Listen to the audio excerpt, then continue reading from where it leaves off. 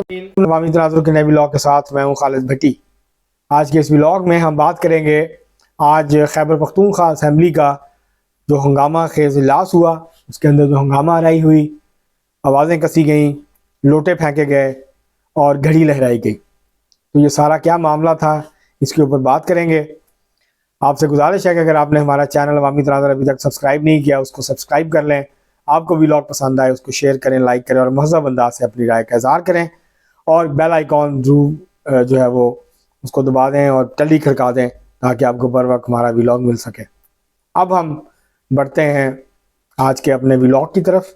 आज खैबर पख्तूनख्वा असेंबली का इजलास हुआ, जिसमें अरकान सूबाई असेंबली जो है उन्होंने हलफ उठाया। तहरीक इंसाफ को 2/3 अक्सरियत से ज़्यादा मेंबरान की हमायत हासिल है। 115 जो है वो डायरेक्ट अरकान हैं और जबकि बाकी जो है मखसूस नशिस्तें और वो डाल के कोई 129 के करीब बनते हैं टोटल जो मेंबरान की तादाद है खैबर पख्तूनख्वा असेंबली की। तो लेकिन जो बराह रास्त मुंतखब हुए हैं वो 115 है। तो अब जो है वो आज हलफ उठा लिया अरकान ने, और जमीयत उलमा इस्लाम फजलुर रहमान के अरकान ने भी हलफ उठाया, मुस्लिम लीग नून, पाकिस्तान पीपल्स पार्टी उन्होंने भी हलफ उठाया, और तहरीक इंसाफ के जो 90 के करीब अरकान उन्होंने भी हलफ उठाया।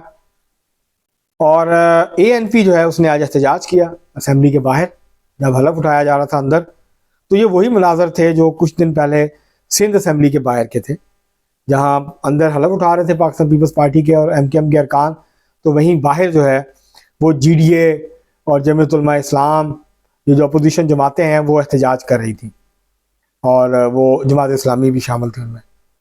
तो आज जो है वो KP खैबर पख्तूनख्वा असेंबली के बाहर भी यही मनाजर थे। अवामी नेशनल पार्टी ने आज मुजाहरा किया, भरपूर मुजाहरा किया इंतखाबी धांधली के खिलाफ, मुबैना इंतखाबी धांधली के खिलाफ, और बहरहाल बाकियों ने हलफ उठा लिया है। तो इसके बाद ये जो हलफ उठाने से पहले जो मनाजर थे खैबर पख्तूनख्वा असेंबली के, वो बड़े अजीबोगरीब थे। एक तो पहले धक्कम पेल हुई और लोग पास बगैर पास किसी लिहाज के पास है नहीं है वो गैलरियों में घुस गए, और गैलरियों में ज़रूरत से ज़्यादा लोग घुस गए। वहाँ बैठने की जगह इतनी नहीं थी, फिर लोग खड़े रहे वहाँ पे गैलरीज के अंदर।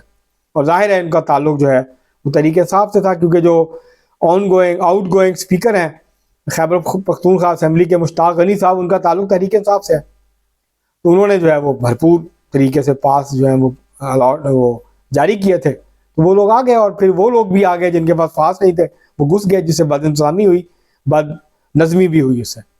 उसके बाद हुआ ये कि जब मुस्लिम लीग नून के MPA हैं जो पेशावर से जीते हैं PK 79 से, और गालबन तैमूर जफर झगड़ा से जीते हैं, तो वो जब असेंबली में आए तो उनके ऊपर इल्ज़ाम है कि वो अफगान है। इस हवाले से PTI वालों ने उनके ऊपर आवाज़ें कसी। जब उनके ऊपर आवाज़ें कसी तो फिर जो है वो सोबिया शाहिद, जो मुस्लिम लीग नून की मखसूस नशिस्तों पर मुंतखब हुई हैं रुकन असेंबली, वो खड़ी हुई, उन्होंने अपनी घड़ी उतारी और ऐवान के अंदर जो है वो घड़ी लहराना शुरू कर दी। जब उन्होंने घड़ी लहराई, जो कि एक वाज़ेह इशारा था बानी PTI की तरफ कि वो उनके ज़ाहिर है को तोशा खाना में घड़ी चोर को उनके ऊपर इल्ज़ाम लगाते हैं, तो ये एक सिम्बॉलिकली उस तरफ इशारा था, जिसके ऊपर फिर तहरीक इंसाफ के जो कारकुन थे, उनके जो रहनुमा बैठे हुए थे गैलरीज में, वो भड़क उठे और उन्होंने फिर ना सिर्फ ये कि उनको गालियाँ दी, गंदी गालियाँ दी, गलीज़ गालियाँ दी, बल्कि उनके ऊपर लोटा फेंका, उनके ऊपर जूता फेंका, उनके ऊपर पानी की बोतलें फेंकी, उनके हाथ में आया उन्होंने दे मारा। और वो भी मज़े से जो है सोबिया शाहिद जो है वो चीज़ें उठा उठा के वो लहराती रही और दिखाती रही कि ये आप कर रहे हैं, और जिससे वो और ज़्यादा इश्तियाल में आए और ज़्यादा मुश्तल हुए। तो ये मनाजर थे, और ये इसका ताल्लुक जो है ज़ाहिर है अली अमीन गंडापुर साहब चीफ मिनिस्टर बनने जा रहे हैं, तो ये मनाजर आपको रोज़ाना देखने को मिलेंगे हर जगह, क्योंकि तहरीक इंसाफ के कारकुनों को बहुत गुस्सा है और उनको ये है कि अब क्योंकि हमारी KP में हुकूमत आ गई है तो हम गिन गिन के बदले लेंगे और बताएंगे जिन अफसरों ने हमारे साथ ज्यादती की है उनको भी निकालेंगे यहाँ से, उनको नौकरियों से बर्खास्त करेंगे। जिन ROs ने धांधली किया, पता नहीं किसके खिलाफ धांधली किया KP में, जीती तो PTI है, अब कहाँ धांधली हुई, किसने की KP में, ये तो तहरीक इंसाफ वाले बेहतर बता सकते हैं कि जी उनके साथ धांधली हुई या बाकी पार्टियों के साथ धांधली हुई है। अगर धांधली हुई है केपी में तो उसका बेनिफिशियरी कौन है, तहरीक इंसाफ है या अपोजिशन की पार्टी हैं जिनको 2-2 4-4 नशिस्तें मिली हैं। तो ये अब ये भी अंदाजा हो जाएगा। तो बहरहाल ये हो गया, आज इजलास हो गया, कल स्पीकर डिप्टी स्पीकर का इलेक्शन है। लेकिन तहरीक इंसाफ के अंदर, केपी के अंदर जो इख्तलाफात हैं वो अब बहुत खुल के सामने आ गए। पहले असद कैसर मिले बानी चेयरमैन जनाब इमरान खान साहब से जेल में, अडयाला जेल में, और उन्होंने कहा कि जी उमर अयूब को वज़ीर आज़म का उम्मीदवार नामजद कर दिया है इमरान खान साहब ने, और उनके जो छोटे भाई हैं आकिबुल्ला, उनको जो है वो स्पीकर के लिए नामजद कर दिया। इसके ऊपर सुनने में आया कि बैरिस्टर गौहर ने और उमर अयूब ने बहुत सख्त रिएक्ट किया और उन्होंने इतराज़ किया, एहतजाज किया इस पर, जिसके बाद इमरान खान से फैसला तब्दील कर दिया और सलीम बाबर जो हैं स्वाति, उनको स्पीकर का उम्मीदवार नामजद कर दिया।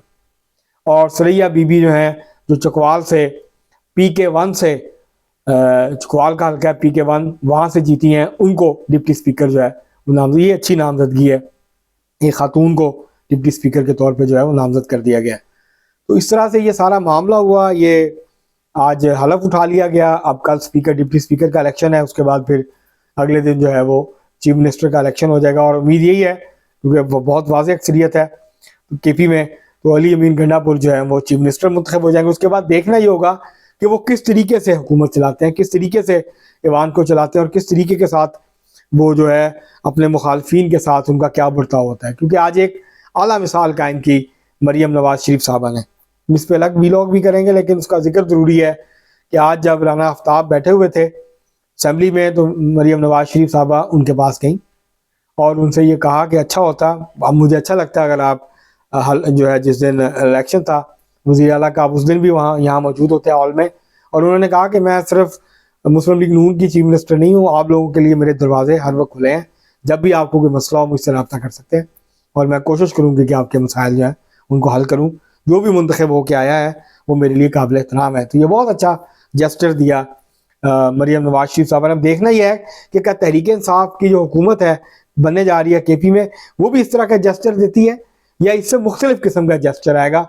और जो अग्रेसिवनेस है, जो जारहानापन है, जारहाना अंदाज है, उसको वो जारी रखेंगे। चोर डाकू पागल, ये जो इल्काबात हैं, इससे नवाजते रहेंगे अपोजिशन को, और जिसके नतीजे में फिर सियासी दर्जा हरारत जो है वो बढ़ेगा।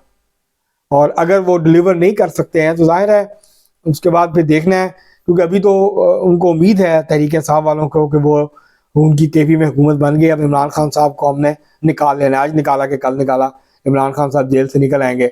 लेकिन अगर वो नहीं निकलते कुछ अर्सा, तो फिर दबाव पड़ेगा मरकज़ में जो PTI के लोग हैं उनके ऊपर भी, और जो केपी की हुकूमत है उसके ऊपर भी PTI वालों का दबाव बढ़ेगा कि जी आपको हमने वोट दिए थे इमरान खान साहब को रिहा कराने के लिए, तो आप भी हुकूमत के मजे ले रहे हैं, इसके लिए तो हमने आपको नहीं भेजा असेंबली में, या इसलिए तो हुकूमत नहीं दिलाई आपको केपी की।